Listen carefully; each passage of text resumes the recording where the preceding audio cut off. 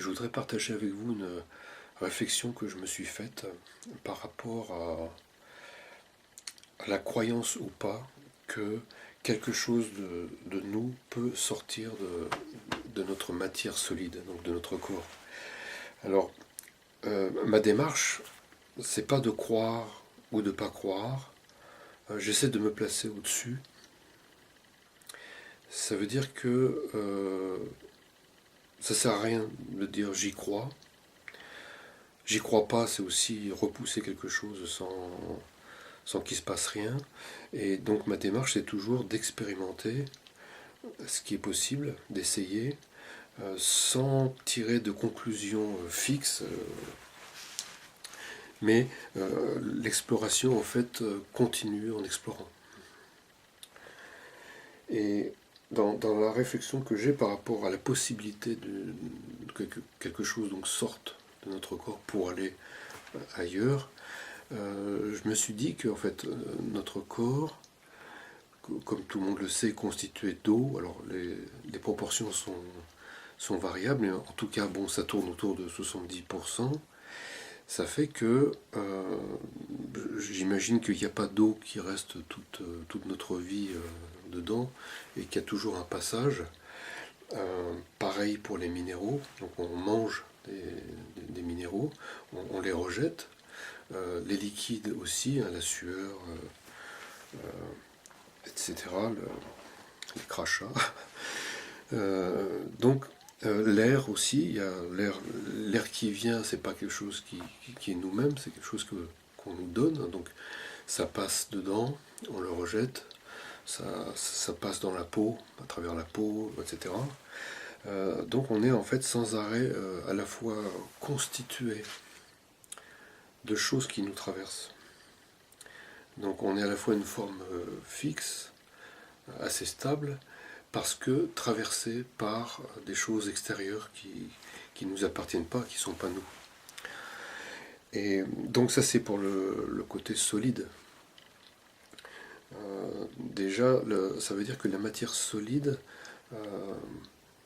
se comporte comme ça. Elle traverse, elle crée une forme plus ou moins stable, et elle rejette. Donc ça rentre, ça sort, ça rentre, ça sort sans arrêt. Et nous, dans notre cerveau, pour essayer de survivre ici dans cette matière, on se dit, moi je suis voilà, une personne séparée, et je dois survivre, je dois trouver comment vivre. Et donc je me débrouille pour faire ça. Mais en faisant ça, j'oublie que je ne suis que quelque chose qui est traversé. Et en fait, comme si on était un seuil de quelque chose qui était sans arrêt. Donc traverser, les choses passent à travers nous. Et nous, on s'agrippe pour rester en tant que seuil, comme ça. Et donc ça c'est au niveau solide, hein, déjà. Donc curieusement, la matière solide se comporte comme ça déjà.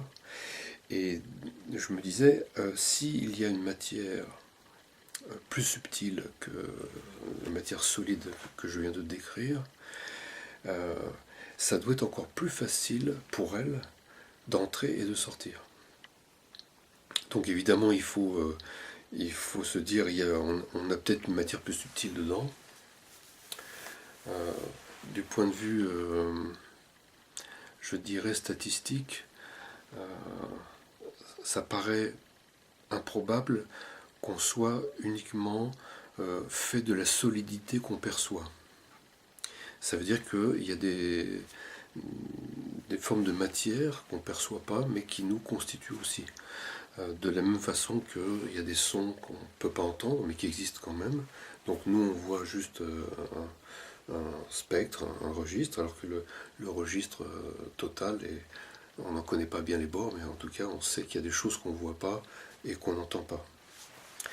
Et donc, on peut supposer que cette matière qu'on ne voit pas a priori comme ça, comme on a l'habitude, est encore plus volatile, et qu'elle est capable de beaucoup plus facilement que l'eau, la transpiration ou les crachats,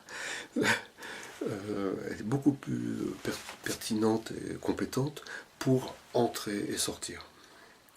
Et pour moi personnellement, ça confirme que si on arrive à donner l'ordre de sortie, on peut assez facilement extérioriser quelque chose hors du corps.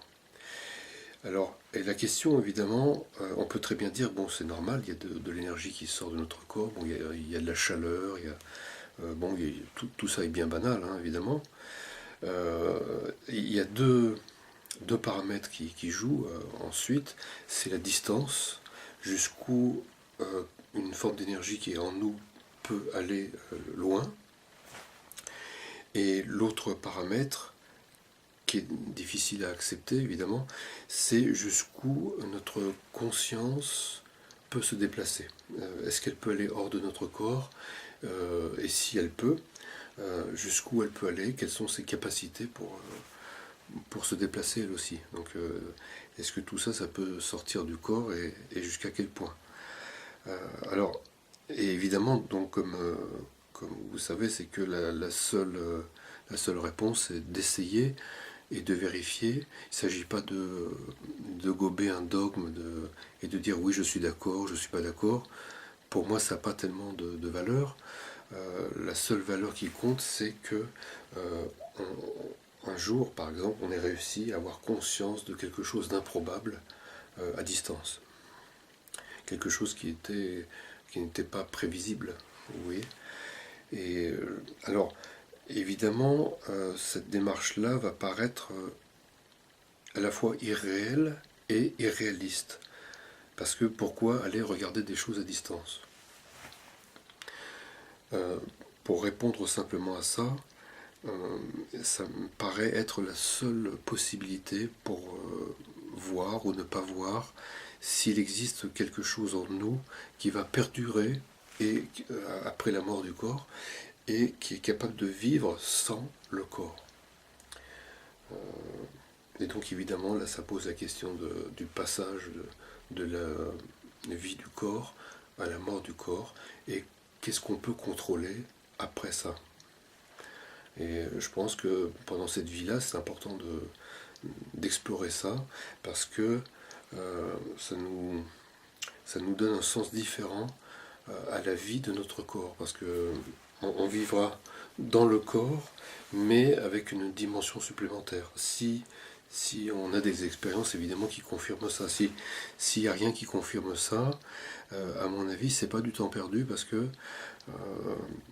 comme je dis souvent, c'est que si tout est plat matériellement et qu'il n'y a aucune autre dimension, de toute façon, les voyages de la conscience, les perceptions extraordinaires, les impressions d'être ailleurs, etc., sont quelque chose qui nourrit la vie intérieure de toute façon.